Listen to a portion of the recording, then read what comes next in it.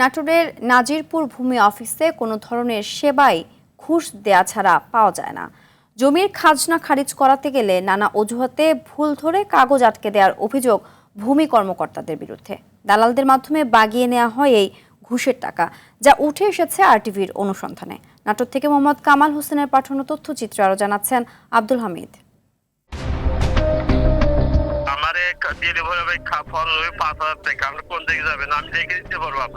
দালালের সঙ্গে এভাবেই ঘুষ লেনদেনের চুক্তি করেন আরটিভির নাটোর প্রতিনিধি। জমির নামজারি করতে সরকারি ফি মাত্র ১১০০ টাকা নির্ধারিত থাকলেও দালালের মাধ্যমে করলে দিতে হবে ৫,০০০ টাকা, নয়তো হতে হবে অসহনীয় হয়রানির শিকার। এমন ঘটনাই ঘটে নাটোরের গুরুদাসপুর উপজেলার নাজিরপুর ভূমি অফিসে, যেখানে খাজনা খারিজ করতে আসা সেবাগ্রহীতারা ঘুষ না দিয়ে পান না কোনো সেবা। অফিসে খারিজ করতে আসা এক ব্যক্তির থেকে ঘুষ নেওয়ার একটি ভিডিওতে দেখা যায় অফিস সহকারী ইকবাল হোসেন ও দালালের সহযোগিতায় ঘুষ নিচ্ছেন ভূমি কর্মকর্তা আরিফুল ইসলাম। এরপরই অনুসন্ধানে নামে আরটিভি। সেবা প্রত্যাশী সেজে কাজ করাতে চাইলে আরটিভির প্রতিনিধির কাছ থেকে ফোনে অতিরিক্ত অর্থ দাবি করেন দালাল আমানুল্লাহ। আপনি যদি দিই তাহলে ৫,০০০ টাকা লাগবে, আর আমি নিজে করলে ২২০০ মতো খরচ হবে। মানে আমি দেখি সব কমপ্লিট করে দেবো, বুঝছেন? না এটা তবে অবৈধভাবে টাকা লেনদেনের বিষয়টি অস্বীকার করছেন দালাল চক্রের প্রধান আব্দুল কুদ্দুস।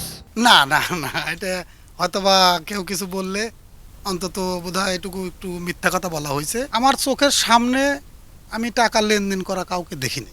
আমার অনুপস্থিতিতে কেউ কিছু করে থাকে বা কেউ কিছু লেনদেন করে, সেটার ব্যাপারে আমি কিছু বলতে। ভুক্তভোগীরা অভিযোগ করেন ভূমি অফিসের আশপাশে সারাদিনই দালালদের আনাগোনা থাকে। অনিয়ম, দুর্নীতি আর দালালদের আখড়া হয়ে ওঠা ভূমি অফিসটিতে ঘুষ ছাড়া নড়ে না একটি কাগজও। টাকা না দিলে এক প্রকার জিম্মি করে কাগজপত্রে অযথা ভুল ধরে আটকে দেওয়া হয় নামজারি, যার নেপথ্যে ভূমি কর্মকর্তা ও দালালরা। ৩-৪বার আমার খারিজের আবেদন করা হয়েছে, 4বার খাজনার আবেদন করছি, কিন্তু কোনোটাই আমার গ্রান্টেড ওরা করে না।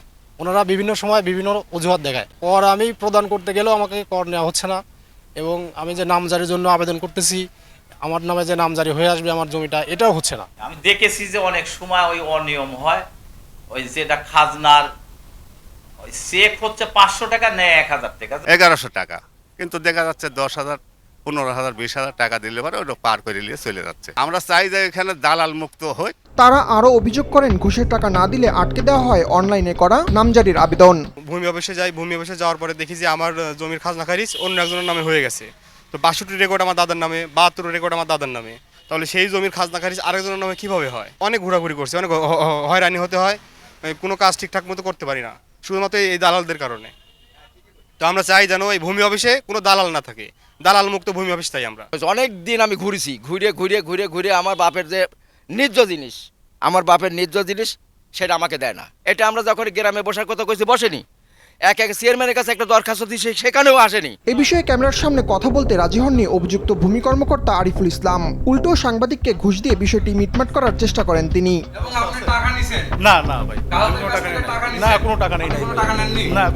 কেউ অভিযোগ দিলে অভিযুক্তদের বিরুদ্ধে ব্যবস্থা নেওয়ার কথা বলছেন উপজেলার সহকারী ভূমি কমিশনার মোহাম্মদ আসাদুল ইসলাম।